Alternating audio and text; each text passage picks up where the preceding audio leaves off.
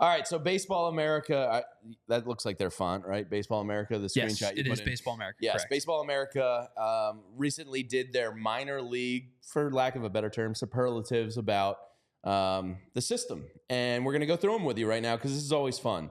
It's fun to have a minor league system that you believe in again. All right, maybe not the White Sox, Ben Ace. Yeah, let's not get crazy. Maybe not the White Sox.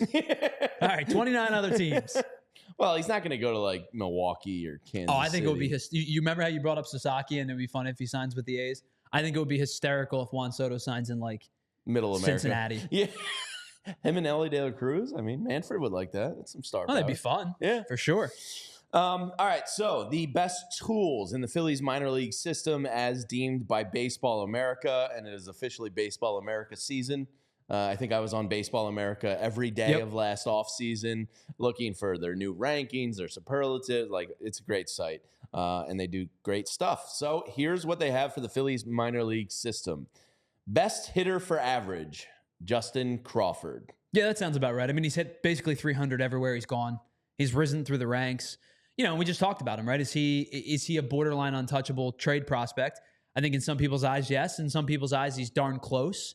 I think the baseline for Justin Crawford is a guy who can put bat on ball, is a good contact hitter, will hit for high average, exceptionally good base runner, very good defender. You know, you're talking about a guy whose probably biggest lacking tool is power. And I think that's always going to be the case. I don't know if it'll ever come. No, I think if you get double digits from him, I think that's a win. If he can become a 35 to 40 double guy, you know, with a 300 average and a 360 OBP. Yeah, his speed on the pass, you know, 380 OBP. You're gonna that's a major league player every day of the week. Yeah. But it totally makes sense for him to be the average guy. The Phillies minor league system best power hitter, Tyler's boy, love Eduardo this kid. Taiit. Love this kid. Big fat ass with a lot of power. There is, I think, unlimited offensive potential for this kid. We talked, he's 18 years old. He looks like he's 30. He's already kind of, strong, and he's got the physical hit tool, the physical power tool. I think he's going to continue to rise up quickly. I think at some point there's going to be a little bit of a moat for him. And what I mean by that is he's going to rise and rise and rise. And then the Phillies are going to put the brakes on. And they're going to say, I mean, what's the earliest you could imagine him playing? 28? Yeah, like age 20. Oh, no. Oh, you mean age? Probably like 21, 22. 21 so we're talking about excels. we're talking about like the 28 season. So they'll probably start him in single A. He'll probably rise to high A by the end of the year if he's playing well. And then when I say the moat, like they're going to put the brakes on his acceleration probably at Reading and let him play like a full season in Reading. And then you'll go from there. But that's probably like the 27 season, 27 season. But this kid's got untapped power potential. I'm not necessarily entirely convinced he's an everyday catcher, but I do know could be an everyday DH. Yeah. All right, this is encouraging to hear about Starlyn Caba. Best strike zone discipline, Starlyn Caba. Strikeout rates and his outside the zone rates over the last 2 seasons have been awesome. I'll just try to go. You're telling me great plate discipline and great fielding? Very good defense, Very horny. Now at the Clearwater level, at the high A level, the low A level, he did hit just 179 last year, but he struck out just 15 times in 26 games, struck out 34 times in 52 games in the rookie level. He's also another guy. He's 18 years old. He's going to have to offensively develop. But the thing with Starlyn Caba that is going to elevate him quickly, and it's the reason he has elevated as quickly as he is an elite level defender already. He's 18 years old and is already getting close to being graded at an 80 grade scale on the 2080 scale for fielding tools.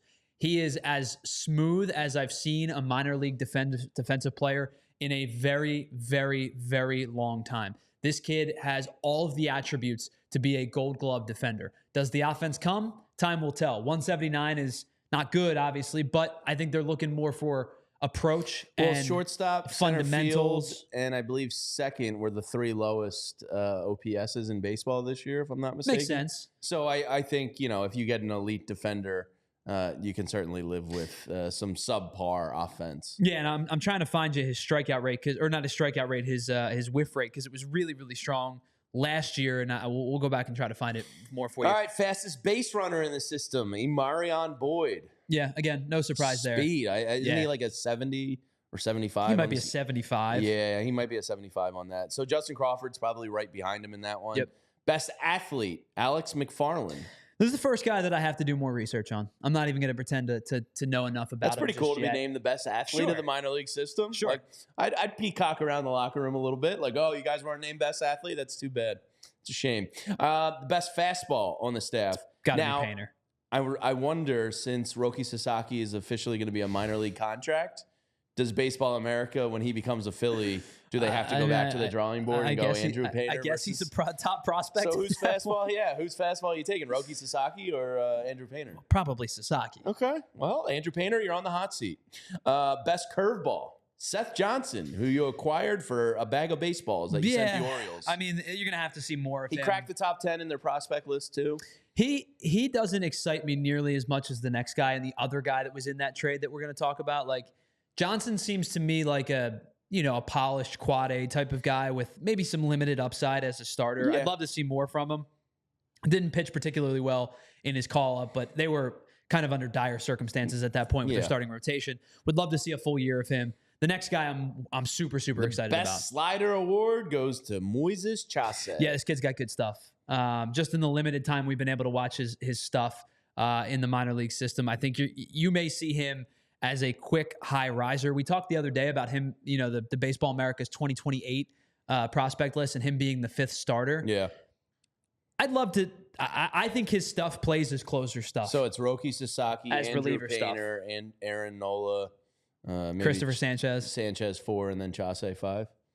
I can deal with that. Here we go again. I can live with that. You like to poke the bear.